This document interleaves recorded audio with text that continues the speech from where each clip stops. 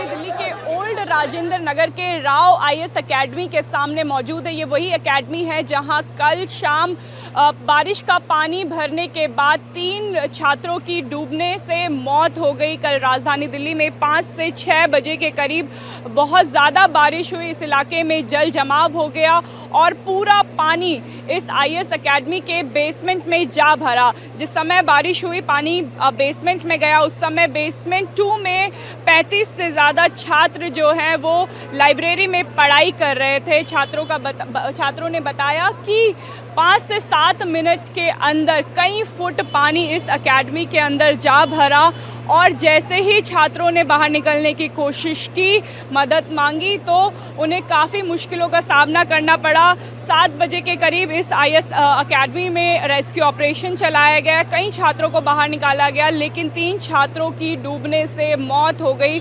शाम 7 बजे से सुबह के 4 बजे तक इस आईएएस एकेडमी में रेस्क्यू ऑपरेशन चलाया गया। पानी भरा हुआ था, बिजली नहीं थी, जिसके कारण एनडीआरएफ और दिल्ली फायर सर्विस और दिल्ली पुलिस के जवानों को रेस्क्यू ऑपरेशन करने में कई दिक्कतें हुई। इस समय भी इस एकेडमी के आगे पानी भरा हुआ है, जिसे सुपर सकर मशीन से निकाला जा रहा है। कई सवाल इस घटना के बाद उठे हैं। फिलहाल दिल्ली पुलिस ने इस मामले में एफआईआर दर्ज कर ली है, 2 लोगों को डिटेन किया है। दिल्ली सरकार ने जांच के आदेश दिए हैं, 24 घंटे के अंदर अंदर रिपोर्ट मांगी है। लेकिन सवाल इस आईएएस एकेडमी के ओनर के ऊपर भी उठते हैं, क्योंकि एंट्री और एग्जिट के लिए एक ही गेट था। कई ऐसी एकेडमी है ओल्ड राजेंद्र नगर में दिल्ली में जो छात्रों के भविष्य के साथ खिलवाड़ कर रही हैं।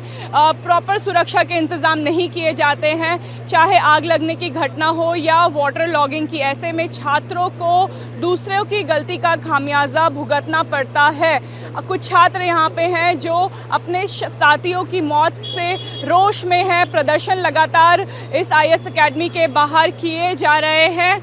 क्या आप कल जिस समय ये घटना हुई थी यहीं पे थे? मैं यहाँ बाहर पे था एंड वाटर लॉगिंग की सेम प्रॉब्लम। फटाफट 15-20 मिनट में बारिश हुआ। 20-25 मिनट्स के बाद टीम्स आना शुरू हो गई थी एंड उन्होंने रेस्क्यू ऑपरेशन शुरू कर दिया था। We have seen an number of dead bodies living from here. We don't know the official toll और मैं उस चीज़ पे बिल्कुल कमेंट भी नहीं करना चाहता हूँ, बट ये फेलियर है अथॉरिटीज़ का। इसके मालिक को महाराज को मिल गए सारे यहाँ पे नो ऑब्जेक्शन सर्टिफिकेट, यहाँ पे सारे बेसमेंट में लाइब्रेरी खोलने के दो एक एंट्रेंस एग्जिट्स के साथ। कौन लोग पैसा ले रहे हैं? एमसीडी वाटर एजुकेशन मिनिस्टर, उनको कुछ नहीं कहना है, वो लेटर लिख रही हैं। एमसीडी में वो अभी तक नहीं आई हैं। पुलिस ऑफिशियल टोल नहीं दे रही है। माँ बाप को सुनने का हक है आखिरी वक्त में उनके बच्चे किस हाल में मरे हैं, जिंदा हैं, और वो चीज़ भी पुलिस पहुँचने नहीं दे रही है। तो ये एक बड़ा कारण है, मुझे लगता है कि अथॉरिटी। क्या इस इलाके में लगातार वाटर लॉगिंग होती रही है? मैम दोपहर में हमेशा 4 दिन पहले भी ऐसे सिचुएशन थी यहाँ पे, और दोपहर से यहाँ पानी लग रहा था और लगभग कमर के ऊपर वीडियो कोई किसी के फ़ोन में वीडियो देखा मैंने कि दोपहर में वीडियो कमर तक पानी था यहाँ पे। कमर तक पानी था। क्या इस इलाके की यहाँ पे सफाई जो नगर निगम की करते हैं वो आके अपने टाइम पे होता था? नहीं जी, यहाँ पर हमने हमेशा देखा कि हमेशा पानी जब भी बारिश होती है तो हमेशा ऐसे ही पानी होता है। और 3 दिन पहले भी यहाँ पर कंसर्न होना चाहिए एमसीडी का कि 3 दिन पहले पटेल नगर में भी ऐसे ही लड़के की एक इलेक्ट्रिक शॉक से मौत हो गई थी, लेकिन यहाँ फिर भी एमसीडी का कोई कंसर्न नहीं। यहाँ पे पानी हमेशा होता और हर साल ऐसा नहीं होता, हर साल इस तरह पानी आता है, फिर भी एमसीडी कोई कंसर्न, ना दिल्ली गवर्नमेंट ना सेंट्रल गवर्नमेंट।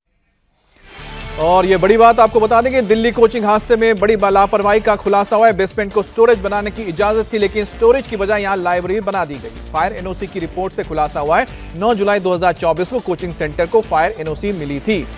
तो यहां पर फायर एनओसी मिली थी, लेकिन सबसे बड़ी बात एक ही है कि जहां पर बेसमेंट में स्टोरेज बनाने के लिए जगह दी जाती है, वहां पर लाइब्रेरी कैसे बन गई। हमारे साथ अतुल भाटिया जुड़ गए हैं। अतुल, बहुत सारी चीजें निकलकर सामने आई, 1-2 चीजें मैं बोलता हूं, उसके बाद अपनी बात रखिएगा आप, और साथ ही बताया कि अब तक क्या कार्रवाई हुई है। पहली चीज यह है कि एनओसी मिली है, फायर एनओसी मिली है, लेकिन बेसमेंट में स्टोरेज बनाने के लिए नियम है, लेकिन वहां पर लाइब्रेरी बनाई गई। दूसरी बात यह है कि जो 2 लोगों से इस वक्त पूछताछ चल रही है, उनसे क्या कुछ निकलकर आया है।